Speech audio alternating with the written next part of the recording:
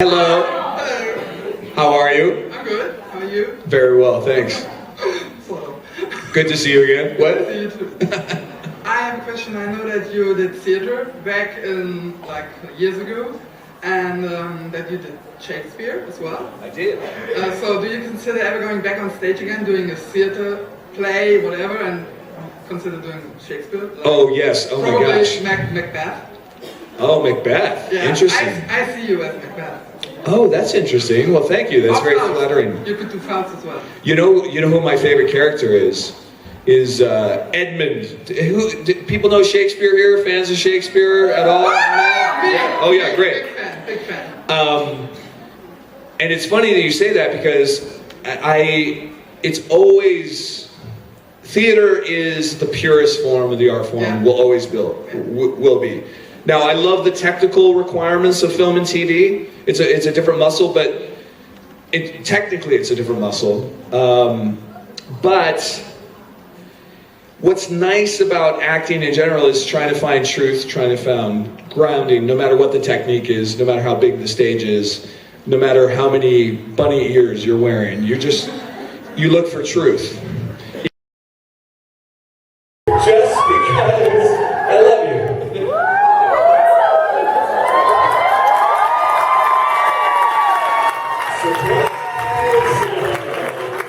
Even in a pink tutu.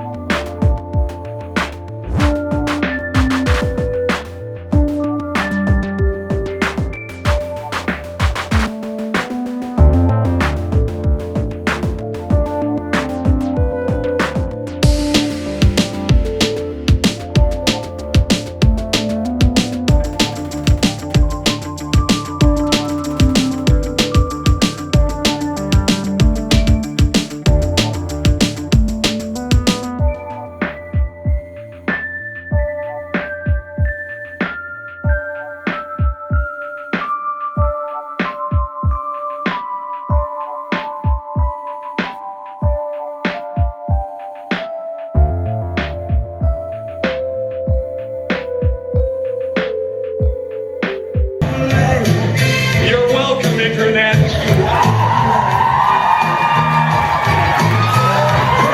And the truth is, I was incredibly embarrassed. But one of my favorite characters, which I never tracked this before, is Edmund from King Lear. Wow. Who actually, yeah, do you know the character Edmund? I know him. Yeah. Yeah. I can see you. Yeah, Edmund, and actually, there's a lot of similarities between Edmund and Ketch. Yes. If you think about Yeah. it. We're getting really nerdy here, so sorry.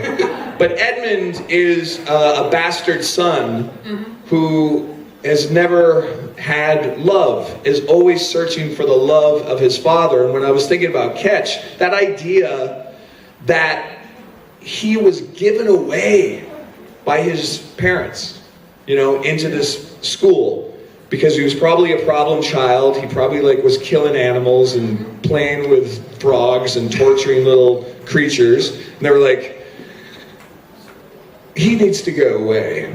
Yeah. Let's send him to school. And became a British man of letters from a very early age.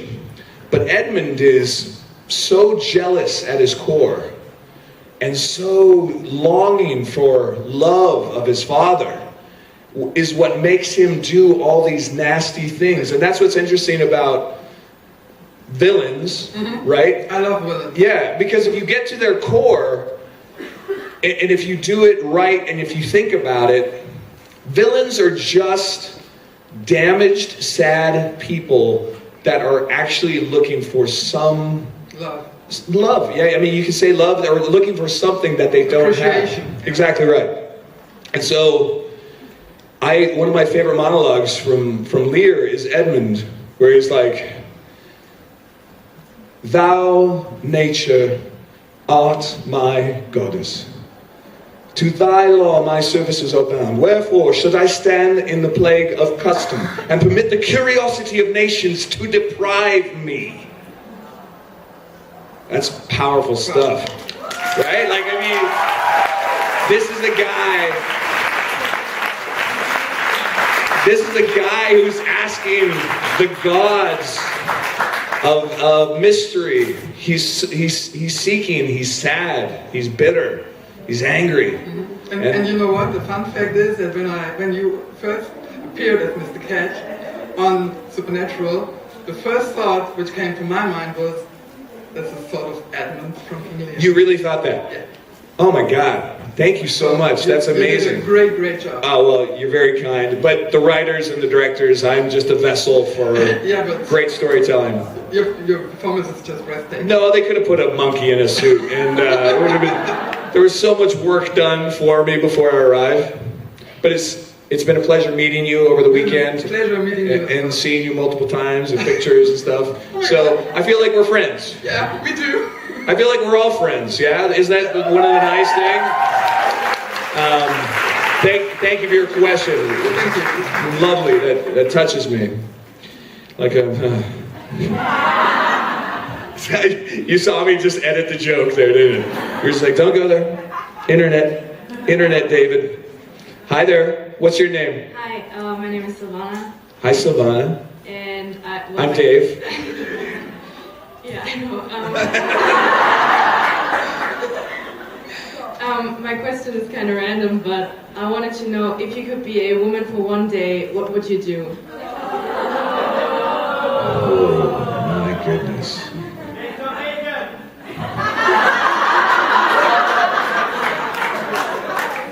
I love that after only 3 days, we have inside jokes. That's awesome. Isn't that awesome? That, like, we literally have inside jokes now.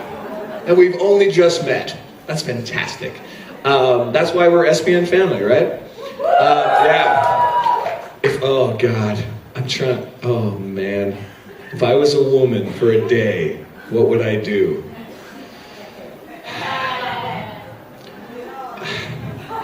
We're all adults, right? Well, I'd have sex. I'd have sex as a woman.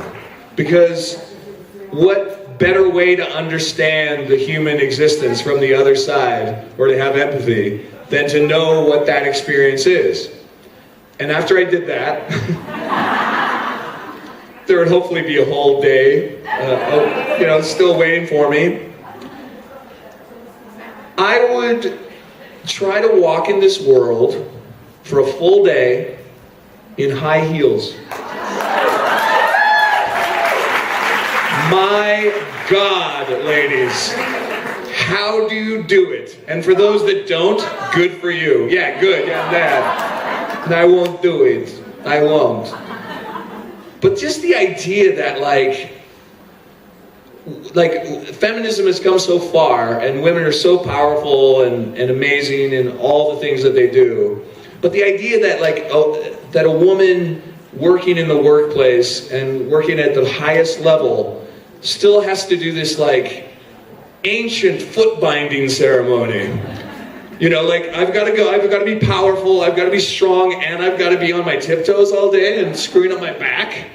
It's just crazy to me. So, just walking around in high heels all day, I think would, I don't mean that to be sexist at all, but it's the empathy of women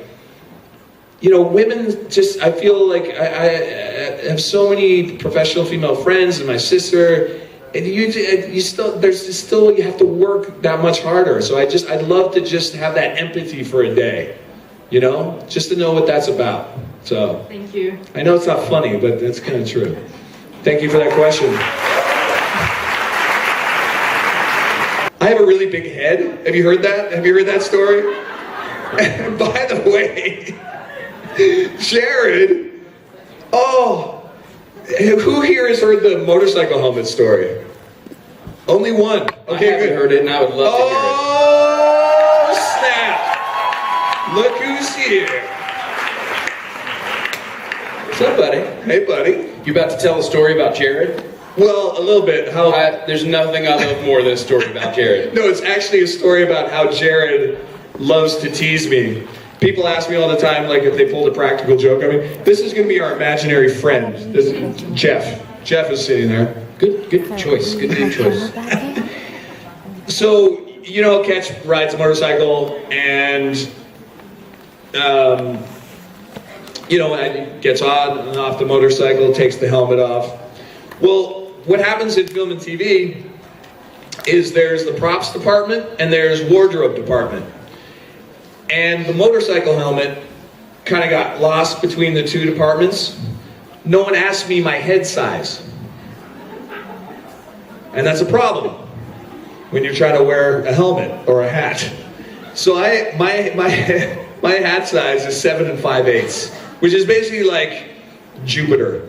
It's basically like I affect the tides. Like I walk along the ocean, it's like people have to get out of the ocean because there's literally, that raises sea level. I have something to say when you're done with your story. Okay. About my head? Sort of. Okay. Long story short, they didn't get a helmet that fit. It was literally like a beanie on top of my head. Okay, like here's my head, here's the helmet. It was like a comedy helmet of like a thing. Like the little cup they used to serve ice cream in. That's right, the Dairy Queen, like a baseball helmet. 3 people in the audience got that. Look, hey, listen. Sometimes it's just for us. But yeah, it was basically a miniature. Like it just looks so silly. So I'd have to get off the bike and then have to cut. They'd have to whole frame, and then I'd be like.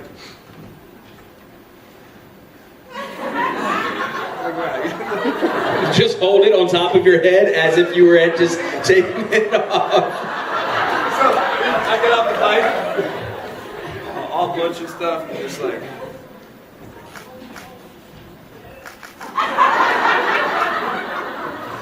Hair perfect, obviously no helmet. Exactly, no helmet hair. Well, Ketch would never have helmet hair. Like he would take it off and it would be perfect anyways.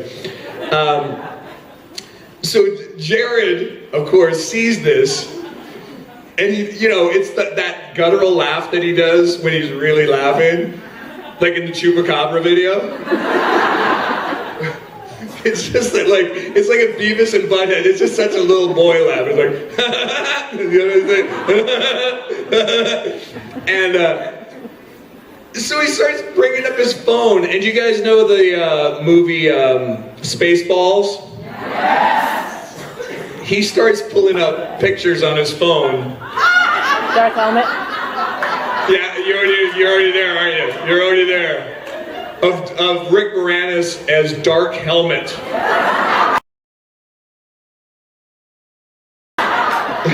So if you don't know what that visual is, later on just be like Rick Moranis, Spaceballs, Darth Helmet. The joke will sustain you for the rest of the day.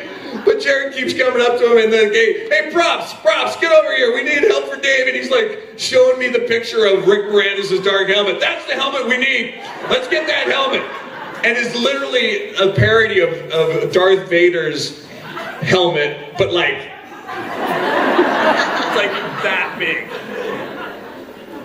So, yeah, that's my big head story.